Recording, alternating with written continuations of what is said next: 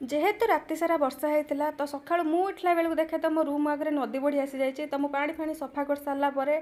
चल जाइए बाहर को वर्षा परदिन जेहेतु आ मॉर्निंग व्यू एत सुंदर थिला जे मुझे कैप्चर करनी आ गछ गुड़ाक सब खरा जो झाऊली जाता सुखी जाता है वर्षा पानी पड़ी पूरा सतेज देखा एठी गोटे कलरा गछ छात उपर एमती गोटे मंजी पकई देते सी गछ होकर कषि है वर्षा पवन जो से तौक खसी पड़ता तो मुझे ऊपर को टेकी देती ए गछ माड़े ही से भल फल हुए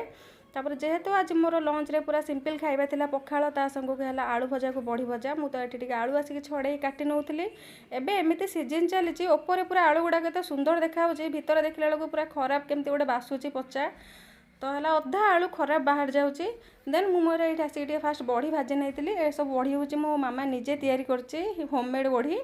तापर है ये मुझे आलू भाजी नौली जेहेतु है पखाड़ सांग आलू भजा आलू भजा टी ना हम कि आलू टी भाजी नौली रही देखा पुणी गोटे नुआ भिडियो आम भिडियो जदि आपको भल लगुता लाइक कमेंट सब्सक्राइब निहाती करेंगे। हर हर महादेव।